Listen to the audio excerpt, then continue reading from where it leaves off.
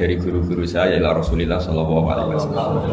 Agama itu dimulai dari kesenangan, happy, farah kalau dalam bahasa Arab al-farah. Ayatnya jelas kul bi fadlillah wa bi rahmatihi fa bidzalika falyafrahu. Ingat Muhammad dengan fadl Allah, anugerah Allah dan rahmatnya, kemudian dengan itu kamu harus senang. Sehingga dengan senang kepada Allah dan Rasul itu nikmatnya Masya Allah. Andai kan senang itu bisa ditakar, orang yang sedang tahajud menangisi dosanya plus menangisi nasibnya kalau di perantauan ini.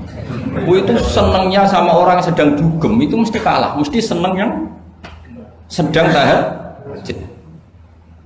Karena orang-orang maksiat itu sebenarnya orang-orang susah. Kalau tidak susah gimana? Setelah itu semua ditanya senangnya di mana? Tidak tahu dia mabuk. Sementara senang kamu ingat betul tadi malam saya nangisi dosa-dosa saya, nangisi nasib saya, kemudian tenang karena kembali ke Allah, kembali ke Rasul. Itu luar biasa senangnya. Tapi masalahnya sekarang ibadah itu kayak ancaman. Kalau ada pondok mewajibkan tahajud itu santrinya itu sudah mendelik dulu. Kalau di masjid-masjid gini itu kira-kira diwajibkan tahajud orang juga protes. Ini aliran sesat, sunat kok diwajibkan. Jadi agama itu banyak keunikan, tapi yang jelas saya pastikan kamu harus senang. Kata Rasulullah SAW tadi, salasun mangkun nafihi wajata halawatal iman. Tiga hal ini, kalau tiga hal ini ada pada kamu, ada pada kita, pasti kita ini menemukan halawatal iman, manisnya iman. Yaitu satu, ayyakuna Allahu wa rasuluhu ahabba ilaihi mimma siwahuma. Bahwa Allah dan Rasul itu lebih Anda cintai ketimbang yang lain. Mencintai Allah itu nikmatnya Masya Allah. Caranya gimana supaya kita istiqomah ibadah? Anggap hidup kami itu sehari. Saya ini di Jawa, celok besar, tapi punya uang 200.000 itu ngira banyak sekali. Bukan banyak, banyak sekali. Karena saya ngitung hidup itu per hari. Karena aturannya orang soleh, sama tak ijazahi, pasti kamu gak mau. Karena kamu pecinta won. Pasti tidak mau. Syarat sahnya orang soleh itu harus nganggap hidup itu hanya sehari. Hanya apa? Wa'mal li akhiratika ka'annaka tamutu ghadan. Beramallah untuk akhiratmu seakan-akan besok mati. Coba kamu yang di perantauan, bayangkan maksiat sampai 60 tahun ke depan kan berat. Sampai seminggu saja kira-kira berat kan. Tapi kalau bayangkan saya tidak akan maksiat semalam ini karena besok saya mati, sukses. Besok berpikir gitu lagi, saya tidak akan maksiat kan hanya sehari. Ternyata besok hidup lagi. Berpikir gitu lagi, tahu-tahu mati betulan setelah 60 tahun. Jadi itu apa ya, satu konsep dari Rasulullah supaya orang itu meninggalkan maksiat itu ringan karena bayangannya hidup banyak. Coba yang ahli maksiat itu diberitahu besok kamu mati, kira-kira malamnya maksiat enggak? Kamu maksiat itu karena bayangkan hidup masih lama. Makanya kata Quran, wahai orang-orang yang beriman, alam yakni lil ladzina amanu an takhsha qulubuhum li dzikrillah wa ma nazala minal haq. Orang-orang iman itu sudah saatnya khusyuk. Kamu jangan seperti orang-orang dulu. Orang-orang dulu fatola alaihimul amadu faqasat qulubuhum. Orang itu menjadi wangkot, menjadi keras hatinya karena merasa hidupnya itu panjang. Ini penting, ini konsep-konsep yang ada di hadis sahih. Jadi tidak perlu kamu soal ini sahih apa enggak, tak pastikan sahih. Saya ini baca hadis lama sekali. Jadi yang nyoal harus imbang. Kalau enggak kayak Tyson dengan Elias Pikal.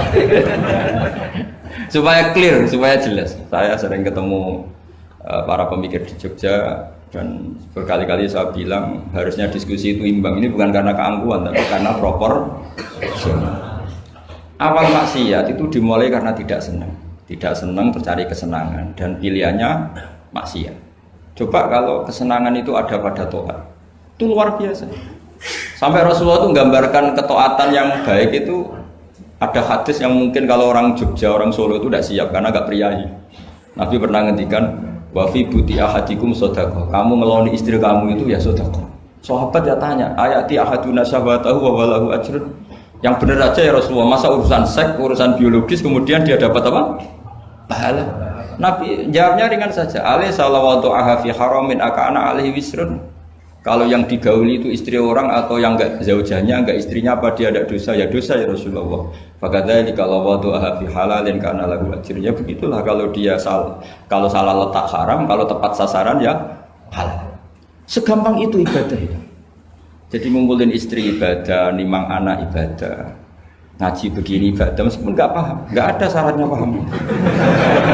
Yang menyenangkan dalam Islam kan gitu, ngaji itu udah harus paham. Yang penting datang pura-pura paham selesai. Bahkan saya pernah dibully oleh santri itu, ya agak kurang ajar santri itu. Ya santri gak jenengan nih, santri tua-tua gitu. Itu Gus, jenengan sama saya nanti di surganya dulu saya. Kenapa? Karena kata Rasulullah SAW itu man salaka tariqan yaltamisu fihi ilman sahalallahu lahu tariqan ilal jannah. Orang yang mengambah jalan, yang mencari jalan, berjuang sekolah, nyari ilmu. Nyari yaltamisu itu maknanya nyari iltimas. Maka orang yang mencari ilmu itu sahalallahu lahu tariqan ilal jannah, akan dimudahkan jalan ke surga. Itu yang nyari loh Gus. Kalau sudah ketemu kayak jenengan enggak masuk hadis itu. Makanya bersenanglah yang sedang nyari tapi belum ketemu. Karena hadis itu untuk yang masih mencari. Itu pasti sampean enggak saya. Wah saya mikir, wah ini nyari hadis apa yang bela saya. Karena hadis ini itu enggak mihak saya, enggak mihak yang sudah ketemu. Yang namanya nyari kan belum ketemu, maka bergembiralah yang nyari ilmu udah alim-alim.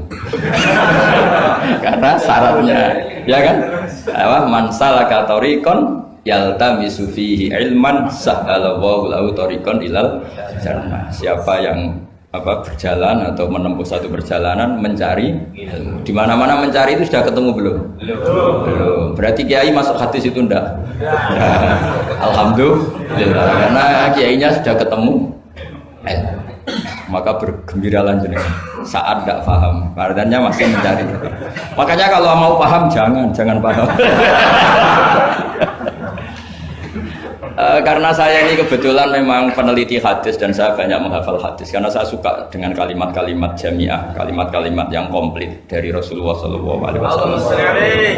Sehingga ngapalkan hadis saya itu banyak dan imbang itu ya balance kalau dalam bahasa inteleknya itu.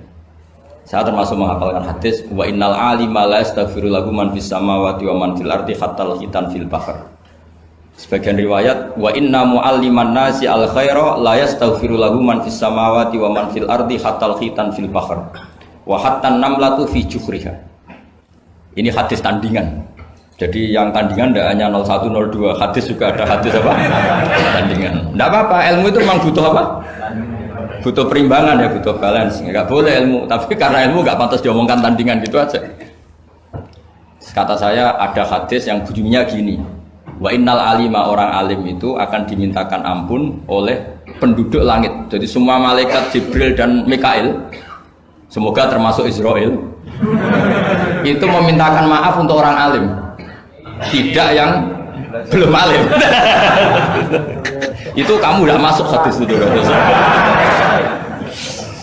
Keren mana? Wah sama kerennya Gus.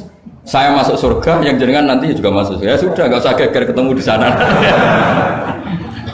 Jadi ini penting. Nah sekarang problem Islam sekarang adalah yang garis keras pakai hadis-hadis garis keras untuk mengadili yang garis lunak, yang garis lunak pakai hadis-hadis yang garis lunak untuk mengadili hadis kelompok-kelompok garis keras. Itu tidak fair. Nggak fairnya adalah Islam itu kafah. Kafah itu artinya konsepnya itu komplit, tidak boleh separuh. Saya punya